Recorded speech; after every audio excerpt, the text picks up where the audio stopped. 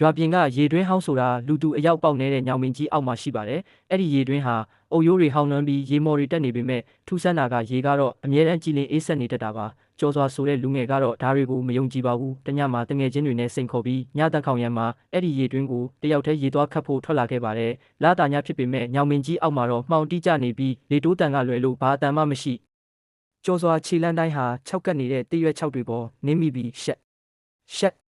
ဆိုတဲ့အတန်တွေကသူ့နောက်ကတယောက်ယောက်လိုက်နေတယ်လို့ခံစားရစေပါတယ်။ရေတွင်းဟောင်းရှိရာညောင်ပင်ကြီးနားရောက်လေတုကပိုပြီးအေးဆက်လာလေပါပဲ။အဲ့ဒီအေးတက်ကတာမန်ဆောင်းတွင်အေးမျိုးမဟုတ်ပဲလူအသားတဲ့အထိစိတ်ဝင်သွားတဲ့အတူပအေးမျိုးပါ။သူရေပုံးကိုရေတွင်းထဲချလိုက်တဲ့အခါရေမျက်နှာပြင်ကတုန်ခါသွားပြီးလာရောင်ဟပ်နေတဲ့ရေပြင်ပေါ်မှာသူ့မျက်နှာကိုသူပြန်မြင်ရပါတယ်။ဒါပေမဲ့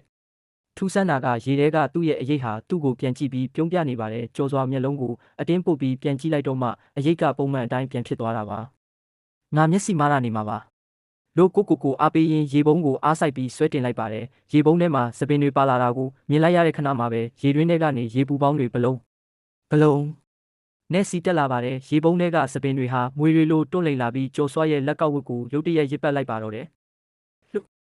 လွတ်ဆန်းကြော်စွာအတင်းယုံပေမဲ့စပင်တွေကတန်ကြိုးတွေထက်ပိုခိုင်မာနေပါတယ်အဲ့ဒီအချိန်မှာရေတွင်းအုပ်ရိုးပေါ်ကိုဖြူဖြော်ပြီးအသားတွေအကြီးပြောကျနေတဲ့လက်ချောင်းရှည်ကြီးတွေတက်လာပါတယ်ထို့နောက်မျက်နှာတစ်ခုလုံးစပင်တွေဖုံးအုပ်ထားတဲ့မိန်းမတစ်ယောက်ဖြည်းဖြည်းချင်းကျွတ်တက်လာပါတယ်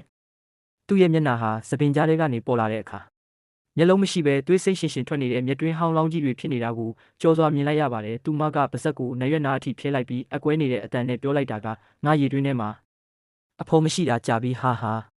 နောက်တနေ့မနက်မှာရွာသားတွေရောက်လာတဲ့အခါကြော်စွာဟာရေတွင်းနှုတ်ခမ်းမှာမှောက်လျက်သားတေဆုံးနေတာကိုတွေ့ရပါတယ်အဆိုးဝါးဆုံးကတော့သူ့ရဲ့မျက်လုံးအိမ်နှစ်ခုလုံးဟာတစုံတစ်ယောက်ကလက်သေးနဲ့ကောထုတ်သွားတယ်လို့မျိုးဟောက်လောင်းပေါက်ကြီးတွေဖြစ်နေတာပါပဲသူ့ရဲ့လက်ခုပ်ထဲမှာတော့ရေတွင်းထဲကရေမော်တွေနဲ့အတူလူသွားတချို့ကိုတင်းဆုပ်ထားတာကိုတွေ့လိုက်ရတဲ့အခါရွာသားအလုံးကြောချမ်းပြီးထွက်ပြေးခဲ့ကြပါတော့တယ်နောက်ထပ်စိတ်ဝင်စားစရာကောင်းတဲ့ပုံမြင်တွေကိုနားထောင်ဆင်ဖို့အတွက် channel လေးကို subscribe လုပ်သွားပေးပါနော်ကျေးဇူးတင်ပါတယ်